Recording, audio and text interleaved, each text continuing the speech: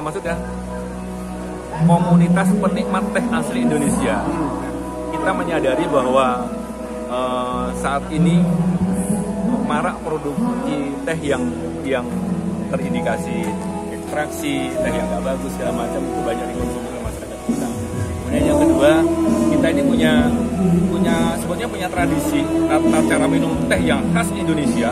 Macam-macam, ada teh tata cara latihan, tata cara Mangkunegaran, Gajah Jeruk dan sebagainya, ada 7 kurang lebih itu yang sekarang sudah makin kita akan bangkitkan itu lagi sehingga tradisi ritual minum teh khas Indonesia itu harus mulai berkembang lagi, sehingga nanti teh produksi kita ini juga dikonsumsi enak oleh masyarakat kita semua, mengkonsumsi teh dengan benar, karena disinyalir banyak juga kita minum teh yang nggak benar gitu. Nah, atas dasar itu kita kumpul berdiskusi dengan banyak penikmat teh, pengelola kedai teh, kemudian tea house, restoran, ya segala macam, kita berkumpul untuk sepakat untuk membentuk komunitas penikmat teh asli Indonesia. Baru kita hari ini deklarasikan, dalam waktu dekat akan disusun kepengurusannya. Alhamdulillah tadi terima kasih Pak Utu sudah berkenan menjadi salah satu pengurus, bahkan tadi beliau ketua gitu, sehingga harapan kami dengan begitu kan perjalanan tahapan berikutnya lebih cepat, karena beliau orang yang gampang, sehingga kan beliau menikmat teh asli.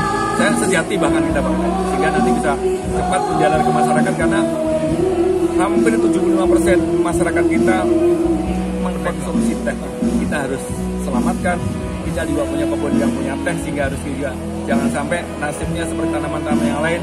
Kita harus bangkitkan lagi, sehingga kalau kita mencintai teh, menikmati teh kita sendiri, insya Allah semuanya akan lebih Kenapa baik. harus peradi?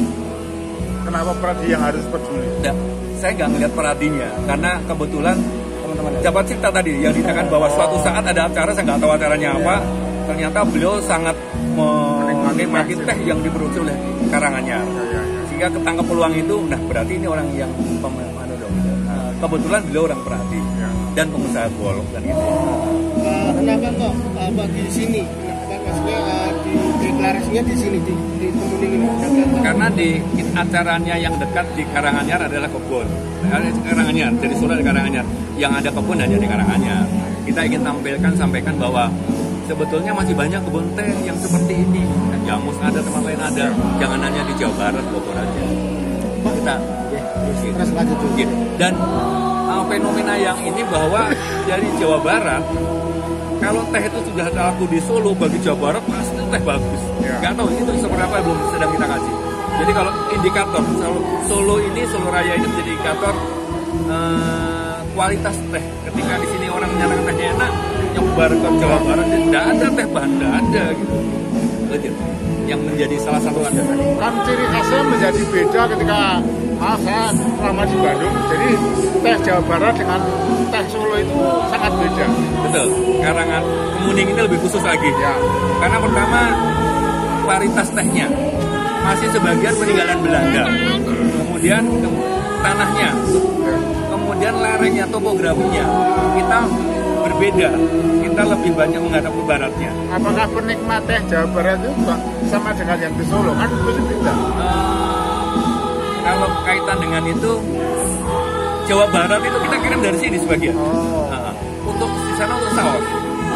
Jadi teh kita ini di sana dipakai saus untuk membuat cita rasa khas itu dari sini dapat. Nanti langkah-langkah kecil mungkin ya, ini kan baru dideklarasikan. Komunitas ini langkah-langkah ke depannya seperti apa? Apa mas dengan tujuannya sebenarnya mempromosikan teh atau lebih ke kalau menikmati teh itu lebih ke pakemnya teh. Pakemnya bahwa teh itu semua tata cara ini segala macam yang belajar. Nanti tentu rentetannya ke kualitas teh kan. Kalau pakemnya ini tehnya harus bagus. Kalau bagus berarti dari mulai tanaman, pupuknya harus bagus semua, sehingga nanti kualitasnya akan bagus. Mulainya di situ. siapa berarti apa? Jadi lebih apa?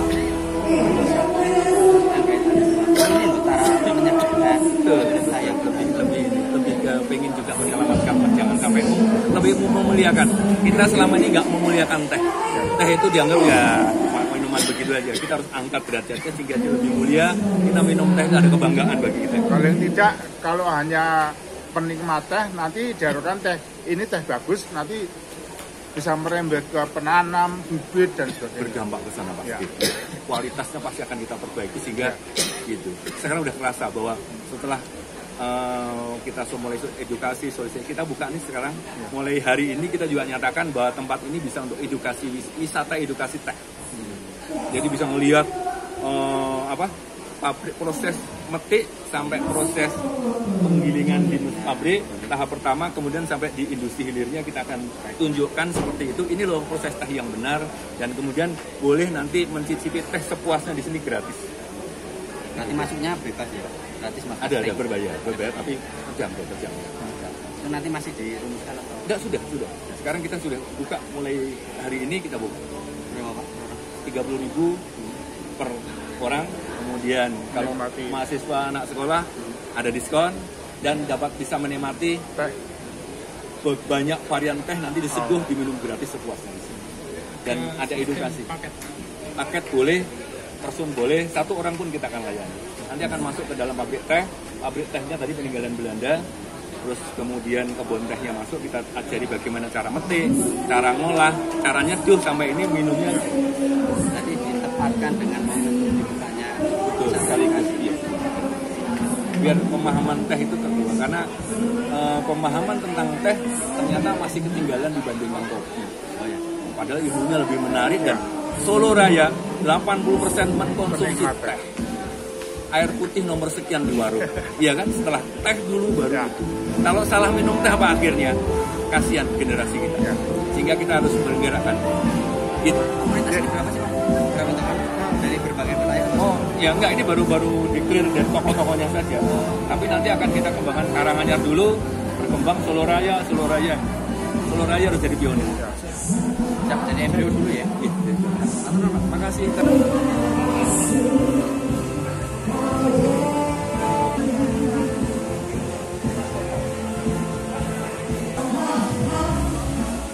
Rakernas deh. Apa saja poin yang ingin dibahas dalam Rakernas tersebut?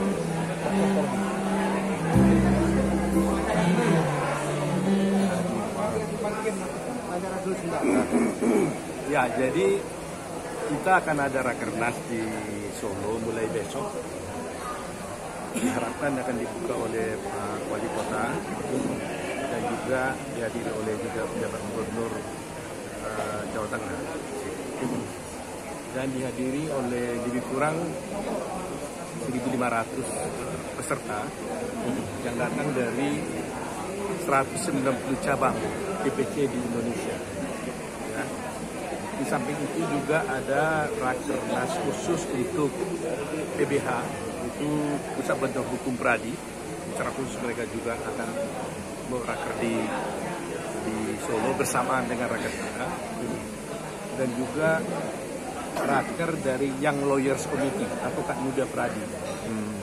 Nah, ada juga Komwas itu adalah Komisi Pengawas Advokat, mereka juga raker di seluruh Indonesia, dan juga ada bagian lagi Dewan Kehormatan. Jadi anggota-anggota Dewan Kehormatan Indonesia diundang, jadi sekaligus beraker. Jadi hari kedua mereka nanti raker, baru nanti setelah itu kumpul lagi bersama-sama dengan peserta raker yang mewakili DPC-nya dulu. Nah, topik yang dibicarakan tentunya memang berdasarkan anggaran dasar Pradi bahwa agenda ini wajib dilakukan 1 tahun sekali rapat kerja. Tetapi secara khusus kali ini kami ingin membicarakan beberapa hal, yaitu adanya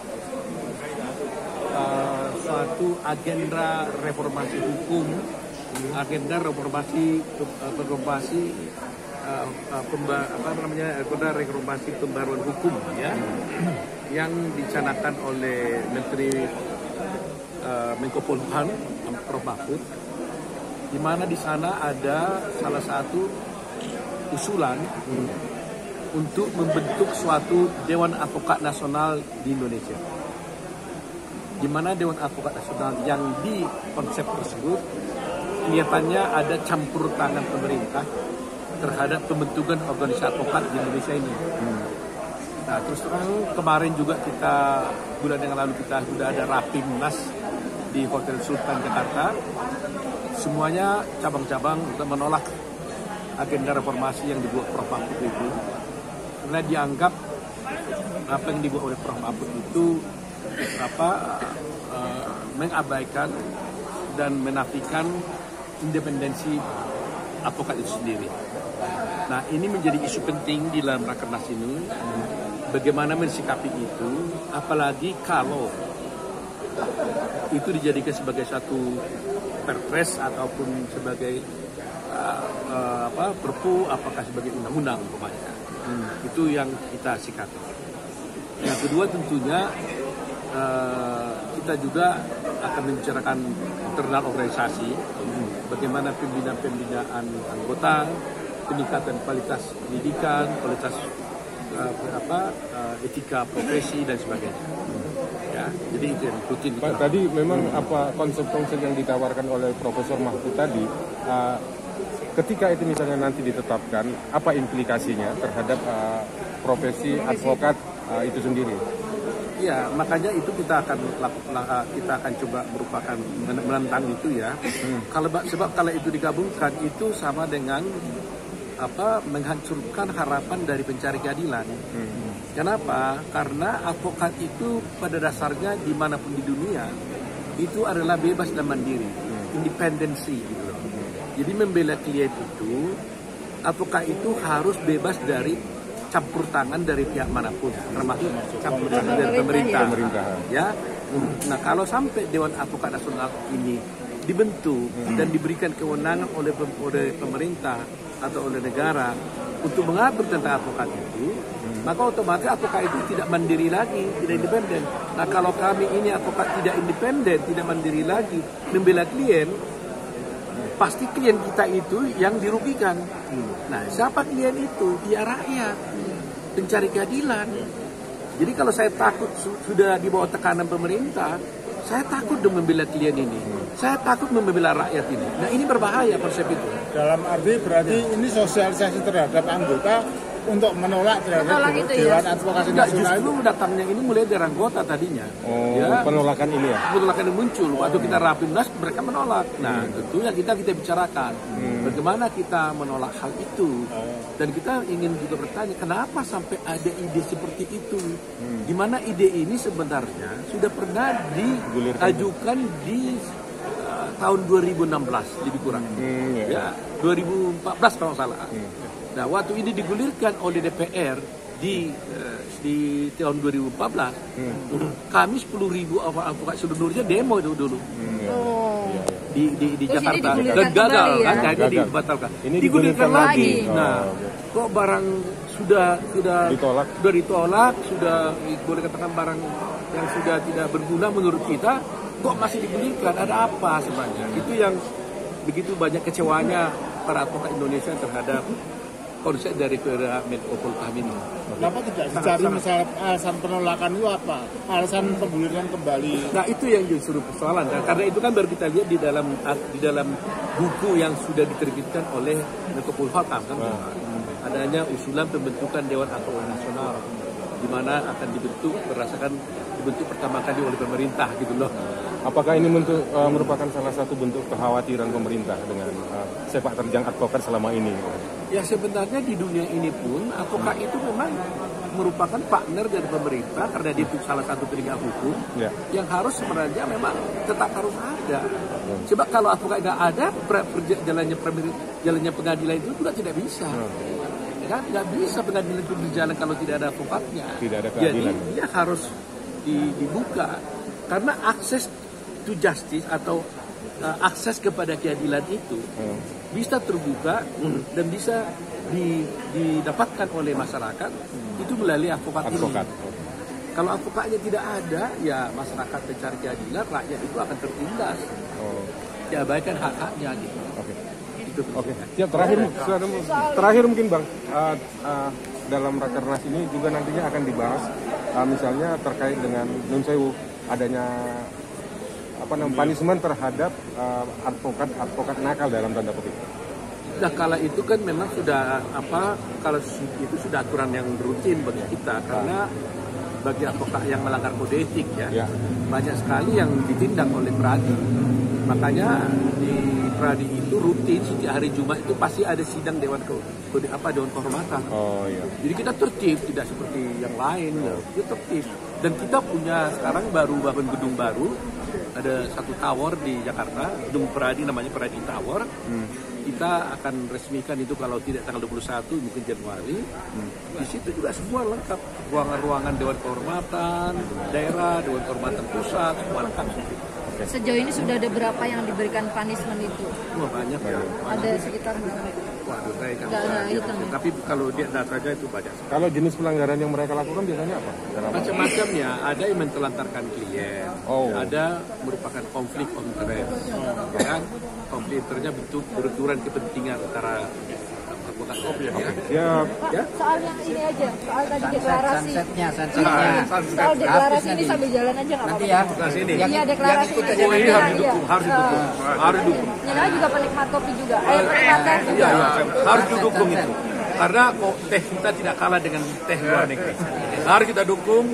Saya siap untuk Pak Otto juga. sebagai apa ini di posisinya? Kita di pembina, kita siap membackup lah. Ya, kita Lah,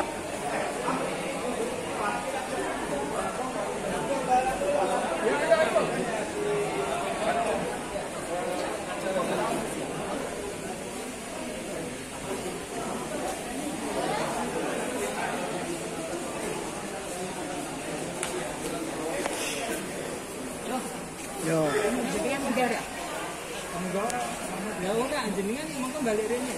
Mari mobil sekalian aja.